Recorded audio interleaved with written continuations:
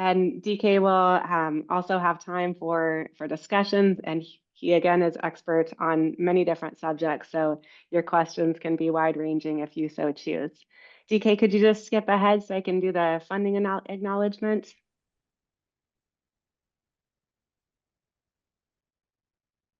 So again, this webinar series is brought to you by projects funded through the Department of Energy, as well as the U.S. Department of Agriculture, and a group of private funders through the Midwest Regenerative Ag Fund that fund iRegion, as well as a group of University of Illinois organizations, including the Integrated Bioprocessing Research Lab, the Institute for Sustainability, Energy and Environment, and the Institute for Genomic Biology.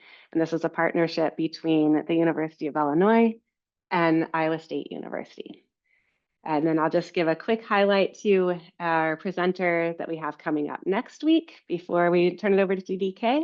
But next week we have Dr. Eric Sachs, who, like DK, is one of the world leaders in bioenergy crop development. And Eric's focus is on Miscanthus, although you can ask him about breeding many different perennial crops. So with that, DK, thank you so much for joining us, and take it away. Thank you, Emily.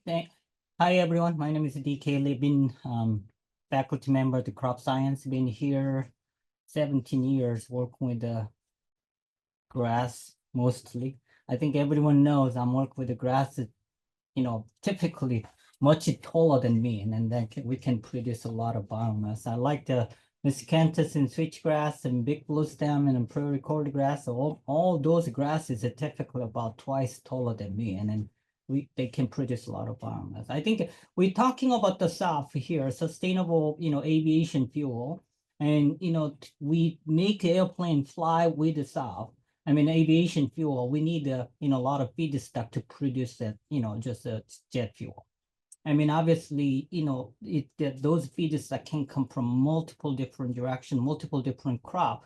But as it, the 2023 billion ton study defined, I think Miscanthus and switchgrass are by far the most important in terms of the, the amount of the biomass, feedstock we can supply for the feedstock into the SAF production. As you're looking at the bottom figure here, bottom left, and this, I think Victor just recreated this, this chart based on billion ton study, and talking about 110 million ton from Miscanthus and 230 million ton from switchgrass. But, based on their estimation yield at the, farm gate price of the $70 per dry ton, and they talking about 76 million U.S. farmland is supposed to be, dedicated for the feedstock production purpose of grown energy crop. We listed all in here. Among many different, the energy crop, Miscanthus and switchgrass is most important. But if we just think a little bit more in depth, obviously, altogether we are talking about over 600 million ton biomass annual production out of the 76 million acre. Now you can think about, I think many of you can do some calculation. Roughly, we need to produce a 10 ton per acre biomass. That's a lot of biomass. I know Emily and I, we can talk about this on and on, but doesn't matter if it's Miscanthus and switchgrass. Sorghum might be most, more realistic for the sorghum, but doesn't matter all the crop we are talking here, especially on marginal land, especially, land that's not, suitable for the row crop production. A 10 ton per acre is going to be really big number. We need to work very, very hard to get that number. But realistically, Emily and I, when we wrote the proposal and we talk about the switchgrass, maybe 4 to 5 ton per acre, and the Miscanthus maybe 5 to 6. Maybe we can push it to the 7, depends on the land type, I think. But to having annual production of 600 million ton biomass from 76 million acre at the farm gate price is $70, it's going to be really challenging. That's what I just want to talk about. But that's why we are here. We try to make things happen, and especially with all those crops, especially perennial crop we are talking about. As we are just targeting about the low carbon intensity feedstock for the SAF production. I think perennial crop really fit into there. That's why a lot of our research is actually focusing on management practice practice to maximize biomass yield while we can reduce the carbon intensity. I think that's the overall goal. At this moment, until now, recent past, a lot of research done at the plot, small scale research farm, now moving on to the large scale. I think last 5 years, we've been testing the switchgrass. I'm just only going to talk about the switchgrass today. We've been testing switchgrass at a large scale, not necessarily commercial scale, but with the largest scale, we can use a farm, farm level equipment. That's what, study we did. I'm just going to briefly introduce about it. And this is the fund in the 5 million project funded by the DOE BITO, and basically until 2018-19, there's a lot of switchgrass been developed, for dedicated bioenergy feedstock production. Until that point, a lot of research done based on forage type of the switchgrass in all the traditional switchgrass variety. At that point, we were able to, use the Independence and then Liberty and some of the Carthage, those kind of a switchgrass, newly developed for the high biomass production for energy feedstock production. And then 2019, we planted those switchgrass at the largest scale with all farm equipment, and from planting to the harvesting and establishing and harvesting, everything done until last year in 2024 is actually. I just want to show you how does the switchgrass work, and I think people interested more about, planting and establishing is the same thing, but harvesting logistic, which is one of the biggest in production cost. This is the mowing process done at the South Energy Farm. I think that the mower just came from the Independent switchgrass and move on to the Liberty. Now the left side, the baler, score baler, baling the switchgrass we just harvested. And that was the same day harvesting. We mowed and then the bale, because the moisture level about 18%. I think this is what we want to do it. This is the way we don't have to, dry or anything. And feedstock already low enough moisture we can store for many months until they get processed. But this is typical of the process, and all our research based on these types of the farm equipment from the planting to the harvesting is actually. And another thing about the nitrogen fertilization is a very important aspect. All crop needed some nitrogen, but perennial Miscanthus and Switchgrass not required to have a lot of nitrogen. And then we tested the 25 pound per acre and then 50 pound per acre. Basically, each ton of the biomass, we are removing about, 10 ton nitrogen, and a 10 pound of nitrogen is basically. And then as you are removing, 5 ton biomass, you are expected to, give back about 50 pound of nitrogen. All those management practices based on our, history of the research is actually. But one thing I learned, a lot of in the new in the market, I'm going to just show you some of the switchgrass cultivar developed, recently developed for the high biomass yield. But we need to be careful on where those switchgrass fitted in different environments actually. And this study, during the 5 year, we tested many different forage types and also advanced energy type switchgrass. Like example, Independence and Liberty is, newly developed energy types of the switchgrass, but other, Shani and Sunburst could, was been here a long time as a forage variety. And those varieties are well adapted in different environment. And I was overwhelmed a little bit, and I was very excited about introducing Independence switchgrass, which is high yielding switchgrass across the Great Plains region. And I learned that this is the example here, Independence in Nebraska. Nebraska, mid-Nebraska is about U.S. hardiness zone in 5A, which is a little too cold for the Independence switchgrass. And we learned that, planting Independence in 5A U.S. hardiness zone could be challenging. It could be gambling. Some years fine. And Rob Mitchell in Nebraska, he was very excited. Wow, DK, this grass is growing really, really well and produce a lot of biomass in from the second year. And then third year, and we had a big winter kill and the yield dropping down pretty significantly. The same thing happened in Iowa too, actually. Iowa also, it's just the place we planted switchgrass was 5A. And I think I learned that, yeah, independence may not perfect, not going to be, good cultivar, planting in a 5A zone. And I think it has to be 5B or, south. Otherwise, they will be, in trouble. Depends on the wind, how cold is the winter. And overall yield we get depends on stand establishment. Second or third year, we reach the pretty good maximum potential year, anywhere between 10 to 12 megagram per hectare. We are talking about roughly 4 ton per acre. That's switchgrass yield we are talking about. But again, I think adaptation is very, very important. All the feeds that we collected, harvested from there, we did, just chemical composition analysis. Obviously, it has to be done for the soft production, but we don't really see that much variation among, the switchgrass variety and among year, among location. It's pretty much, the composition doesn't change much. But this is all done in the left scale, and then we did in,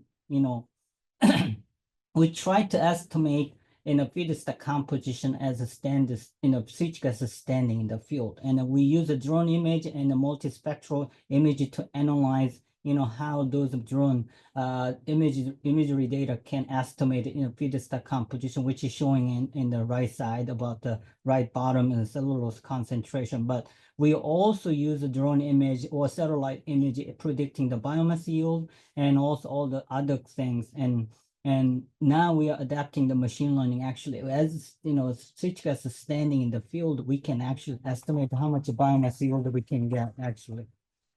But that's the, another things, to sustainably feed, sustainably provide, feedstock to the conversion facility. I think a conversion facility want to know, how much feedstock coming to the, their processing facility. That's what we try to do, some estimation from the field, and then we can tell in ahead of it to the conversion facility how much, biomass will be available in this year too. Okay. And another aspect of the important thing is, it doesn't matter how much biomass you produce and how good quality biomass you produce, in economics is very important. I mean, farmers not going to plant a switchgrass if they don't make money, I think. But basically, we just published the one the manuscript comparing, just the profit level between traditional forage variety versus and new energy types of the switchgrass. And obviously, most important factor is the biomass yield, obviously. And other than biomass yield, pretty much the cost for the production pretty much given fixed, and the yield is one of the most important factor. Depends on the where you located it, what's the yield production level. I think it and also depends on the year. I think it the profit change is pretty significantly, but one most important factor is the biomass yield to get pretty good, profit from the switchgrass. I think the number is pretty high here, and this the profit level calculated based on $88 per metric ton, and also this is per hectare. But this cost, the profit is not including the land cost. That's why you see the number is pretty high, but you see the fluctuation of the profit depends on the year and then among different locations based on all the yield. And you see the Nebraska and Iowa, especially Independence, profit is going down as Independence is not, the producing much biomass because of the winter. Among different production costs, other than first during the establishment period, I think mowing and baling is the biggest portion of the overall production cost. And typically, once stand is established, about 80% of the production cost, which is somewhere around the 30 to 35 ton per $30 to $35 per ton, is 80% of those is actually, and the $30 to $35 is actually about 80% of the total production cost is basically. But looking at the number, once all the switchgrass is established, that just production cost is just not much. All about just cutting and baling is the production cost. And then now we are looking at a little more logistic side and then also energy consumption side. And obviously in the bottom left, the table is showing all the planting practice. And then in once the establishment in the middle, all different in the baling and then mowing, raking, or roadside hauling, those costs we are breaking down. But obviously, as you see, once the establishment, there is most costs is associated with the, just a bit, mowing and baling and roadside moving that cost. And we did some of the comparison between baling cost versus the roadsiding cost. It depends on, bale type, square bale and round bale. Obviously, square bale is denser and bigger. It's actually more cost effective, but in more energy consumption, based on operation too, actually. And also, I think the field sizes, there's a lot of question about what is the smallest field size we can actually work with.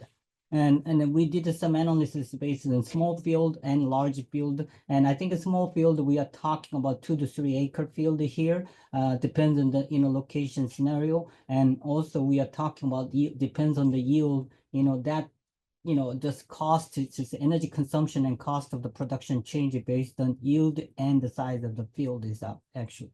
But as you can expect, is the larger the field is, better, more efficient in terms of harvesting and the baling in terms of the production of the feedstock moving on to the farm gates space. I think the most important thing, the switchgrass industry has already been here long enough. Other than we are cutting switchgrass after the senescence, after killing frost, but forage industry has been doing this for many, many years in the US. I think in terms of the management, it's not a big deal in, just in the feedstock production, but most important part is, changing from forage industry to switchgrass industry is we are dealing with a different material and then with different biomass yield. Forage industry was focusing on high protein and quality of the forage, and that's why they harvest in the middle of the season to, excuse me, maximize the forage quality while they can sustain the biomass yield. But in the bioenergy industry, we are not really talking about the quality side. We are talking more about the yield with, just the, high concentration of the cellulose and hemicellulose. That give us a little different option to collect, work with a different cultivar. Since we started the switchgrass research in 1990, and over 30-year period, a lot of people put a lot of effort in developing new variety for the, focusing on more biomass yield. This basically some of the northern cultivar moving down to the south to increase the cold tolerance, or some of the southern cultivar moving to the north and increasing the biomass yield. The combination of those in the Liberty was developed, crossed between northern type and then a southern type, and actually increasing biomass yield while they can, the improve their winter survivability. I think within Liberty is more, I think a first hybrid switchgrass is developed by Dr. Kenberg in Nebraska, which is well adapted in Zone 4 and 5. And this genetic has a lowland ecotype switchgrass, which never able to, was not able to survive in Zone 4 and 5. But now Liberty is a good option for where, the U.S. hardness zone is a 5A or 4B. And I think basically from northern Iowa to the southern Iowa, I think it's well adapted. And recently, Cedar Creek is developed by the Dr. Mike Kessler from the Wisconsin. As Liberty was a hybrid between lowland and the upland switchgrass, but Cedar Creek is just a selection out of the lowland population, which is expected to have a higher yield than Liberty, but cold tolerance is the question because it has not been tested across the different location and larger scale. But I do have a control of the Cedar Creek, and we have a kind of volume of the cedar right now. I think Michigan wants to test it. I think a new project we want to test in Cedar Creek in different U.S. hardness zone. As I mentioned previously, independent switchgrass also selected out of lowland from Illinois breeding program. This has a high potential with improved winter hardness from the Canno switchgrass, which is originated from Oklahoma. But Independence is actually definitely, it has a limit to go beyond of the 5B actually. And that's what I talked about. It may not be a good idea to plant in zone 5A, which is a northern half of the Iowa or Nebraska or in Illinois, actually. It works really well 5B and below and then south, but I think it go beyond the north of the 5B, it's going to be a little challenging. And I think there's a tall timbers from the Pennsylvania Mount Airy is from Pennsylvania. It's been the evaluated some limited location. They have a great potential, but they didn't have a good data. I mean, those cultivar doesn't have a good data across the nation, is actually. And the Sunburst Carthage is all the traditional variety, but only those two variety have a high yield potential adapted in zone 3 and 4. There's no other variety can go in that cold area. I think we have to rely on Sunburst and Carthage. Depends on how cold it is, and the Sunburst can stretch out to the zone 3, but Carthage cannot go beyond the zone 4, so basically. But based on our experience in the Carthage, it produces most biomass in zone 4, and Sunburst is in zone 3. And Caving Rock, actually, people may know it. Caving Rock is the town name is Southern Illinois. Caving Rock, yeah, switchgrass has a long history of production in U.S., but now Caving Rock is just going away because there are genetic limitation with some of the disease issue, and production is not as high as what we expected. I think I think Caving Rock is going to be out of the market. And Cano is still very competitive in terms of the, just biomass yield, but now I think Independence is slowly replacing of the Cano area for the production activities. And if we go down, I didn't put any more information from the Southern Zone 7 and 8 and Alamo switchgrass or some of the variety developed by the other breeding program maybe works best, but I think the switchgrass the best place to produce a switchgrass feeds that will be Midwest area, zone 4 through the 6 and 7, expected with a high biomass yield is basically. And we were very lucky to have another new project with the project, and Emily and I put with many other people put the regional biomass resource hub project, which is coordinated by the Idaho National Lab, and we got 10 million grant. Our project is selected. Basically, this is not only about the switchgrass. We work with the switchgrass, Miscanthus, sorghum. I think it depends on the land type, depends on the location, climate, weather situation. We are placing, different crop into the different locations. Currently, we identified about 14, 15 locations across the Midwest, the eastern side of the, Midwest and Northeast and Southeast across those areas.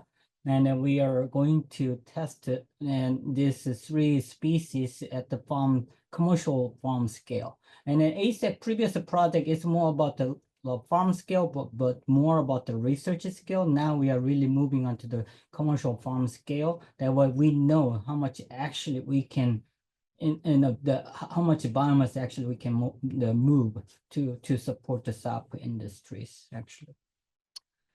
I don't know, that covers everything, but I think at times we have a limit to the time. I mean, I know I tried to cover a lot of stuff, but I'm sorry, but but if you have any question, I wish you have an hour, we can keep talking, but I know everyone need to go, and then we need to have time for the lunch. Yeah. Thank you so much, DK. I'm just gonna give you a little clap emoji. That was great. Covered a lot of ground, literally all over the United States there. So thank you very much. So we're now ready to take questions for DK, and you can put them in the chat or unmute and say them. I do have a little survey in the chat about how you would like to have these webinars in the future. So if you prefer Zoom, give that a thumbs up. If you prefer Teams, I know some of our industry partners have had trouble using Zoom, or if you don't care, let me know. But I have a question for you right away, DK, to get us started. Could you comment on the markets for this switchgrass right now? Like who's buying this and where and why? I mean, obviously switchgrass has been a lot of people planting switchgrass as a typical practice, but I think I would say over 80, 90% switchgrass is still, targeting for the forage market. And maybe 10, 20% is conservation market. I mean, because a lot of switchgrass has been planted as a part of the conservation practice.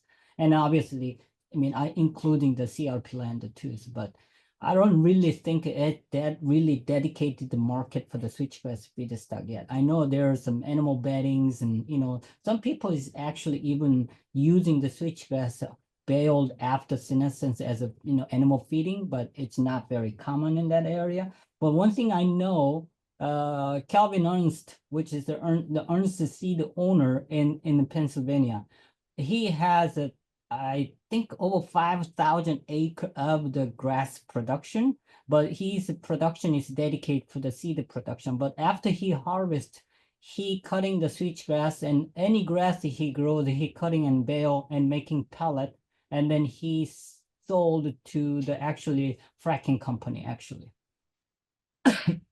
And thousands of the bale moving into the fracking industry. Basically, switchgrass pellet is it's just serving as a, I think, absorbent of the oil spill or just any activity happen in the fracking industry. I think that's one of the biggest traditional market for the switchgrass. But otherwise, I don't think we have a lot of market for the non-traditional. When I said non-traditional, other than feeding and bedding thing. Yeah.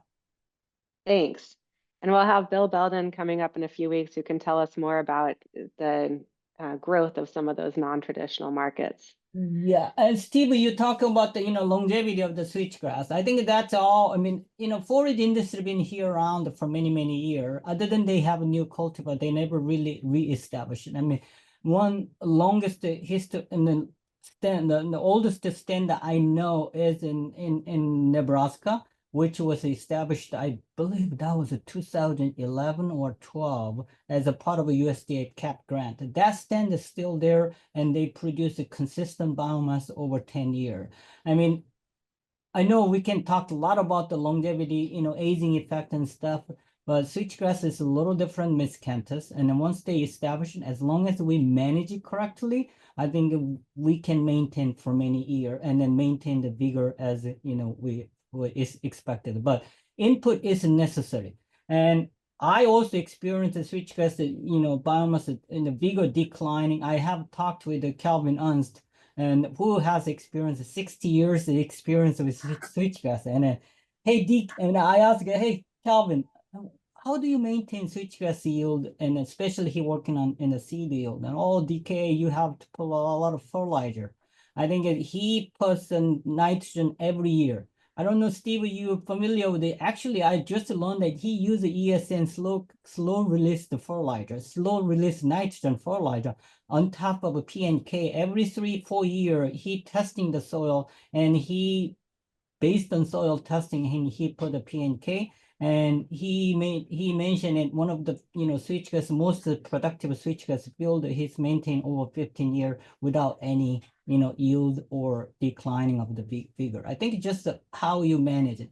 And especially, I think it's relatively easy for the biomass feedstock production because we are not cutting the green grass. We are cutting after the killing process, completion of the killing process, which it could be a little different than Miscanthus too, because oftentimes Miscanthus is not completing, the senescence before they get the killing process. But all the switchgrass that we are dealing with is actually complete the senescence before the killing process. That's the difference too, actually. Thank you for the good question. Thank you. Hey, There's a lot. No, just gonna say there's a lot of nuance on that one. Thanks, Yeah. Tim. So you had mentioned the lower energy consumption with round baling. Do any of the larger studies, have they done kind of the roadside storage, comparing storage costs of round versus square? Just because I know we've primarily done square bales, and the one time we did not have them tarped in time and had 1.5 inches of rain right after harvest. That was a very bad year for us. Yeah, just covering bales in general is I think undesirable. Nebraska did a lot of study on the bale storing the round bale. and how long they can without a cover, with the cover. But I don't think I don't know, maybe in my knowledge, I don't know any study actually compare between square bale versus round bale. I think I mean, there's the pros and cons in either way, in both different way, but I think one of the biggest things is about the transportation issue. I think transportation saves a lot of money with the square bale. I think that's another thing we need to work on. Right now, my postdocs are working on comparing, round bale and square bale, not only about just the cost of it and just the production cost of it, but beyond the production, storing the, transportation, I think has to be in there. I'm assuming maybe end up saving huge money on the transportation, might be square bale might be better. But I don't really know. I think I may ask in my postdoc who's actually doing that. I think any study been done between in square or around the bale in terms of farm gate to the facility. I think that's another important aspect to it. Great, thank you. Another piece of the costing and round and square, for me anyway, is the speed of adaptation by farmers. People have round balers, at least in Iowa. There aren't very many square balers. Yeah. So I don't know how that can be factored in, but yeah, that's I think important factor, Steve, because a lot of forage industries are using round baler. I mean, I don't think people are gonna buy square baler dedicated for the energy production unless they operate in huge acre. I think they have to rely on a lot of existing equipment. I think a round bale is more than an option. And also, I think it depends on the conversion process and technology. I'm assuming, people like to chop and blow into the wagon and transporting short distance, and maybe baling practice might be not the maybe very attractive process. It depends on how far they need to move it, I think. That's what Antares is now switching actually from largely the baling process to the chopping and bagging process. I think they have better luck with that, especially they are producing electricity or some other energy they want to produce. It's actually short distance transportation. I think chopping is a better idea, might be, yeah.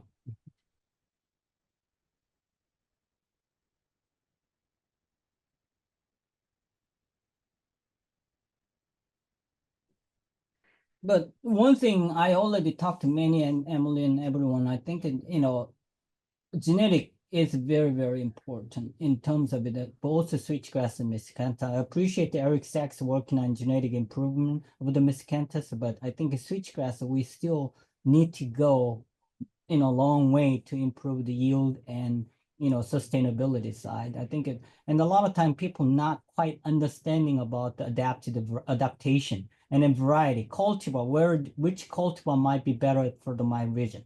I think those are very important, especially with a lot of new variety coming to the market. I think people need to understand those, their difference. Cultivar has a different adaptation zone and yield potential. Composition-wise, Steve, definitely, I think Miscanthus has some advantage of it. And especially Miscanthus, a lot of times Miscanthus have been harvested after all the leaf drop. What we learned that typically ash concentration is low with the Miscanthus and typical compared to the switchgrass.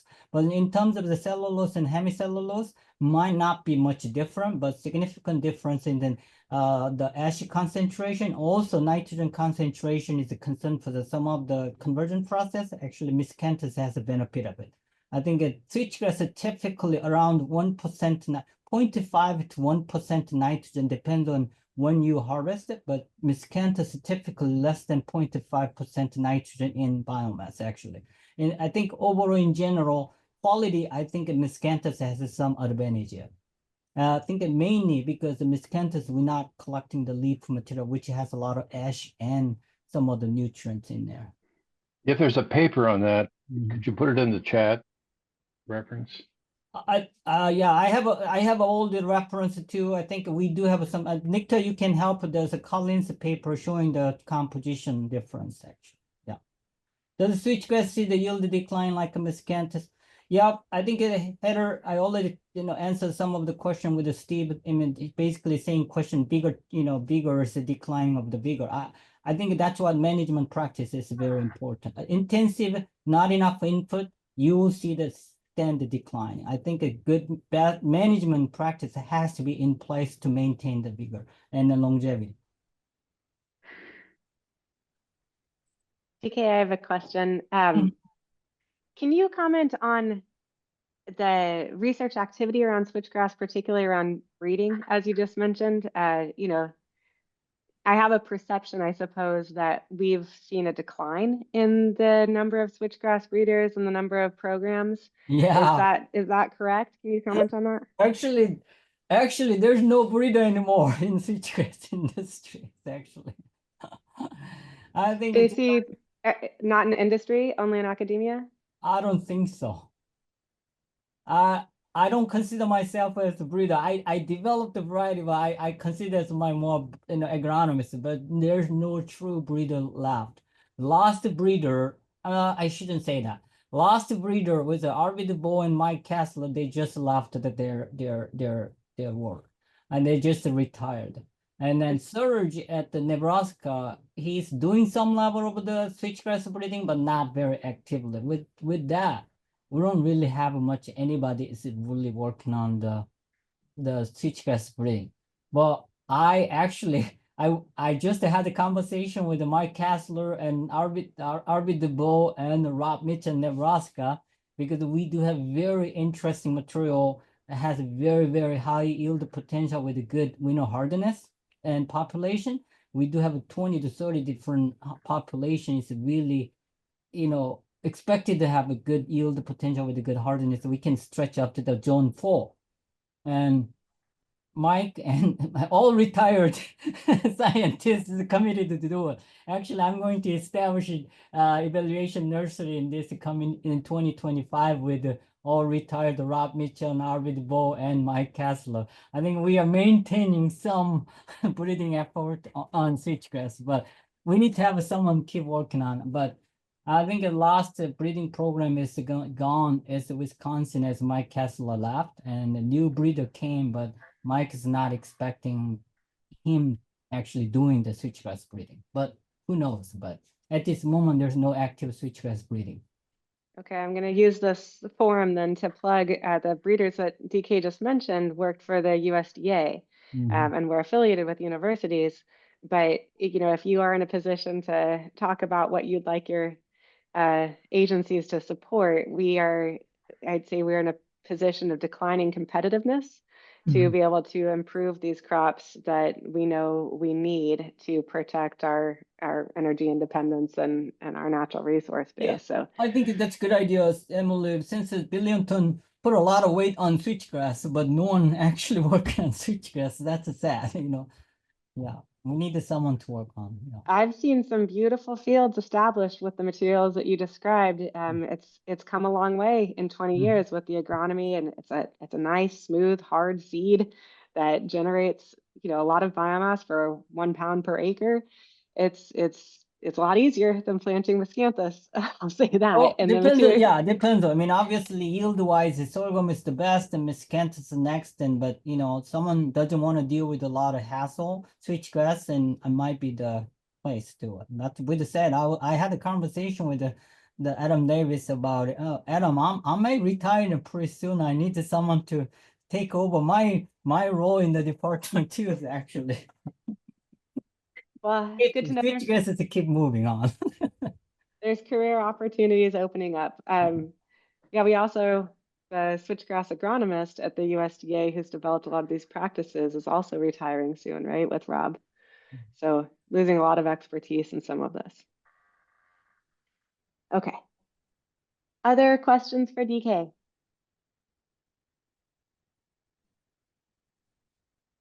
Well, then let's thank DK one more time. Thank you so much for joining us today. Thank you, everyone. And providing this. Enjoy. And next week we will have Eric Sachs, Miscanthus breeding, and we will have follow-up presentations on the switchgrass market. So enjoy the rest of your lunch, and we'll see you next week.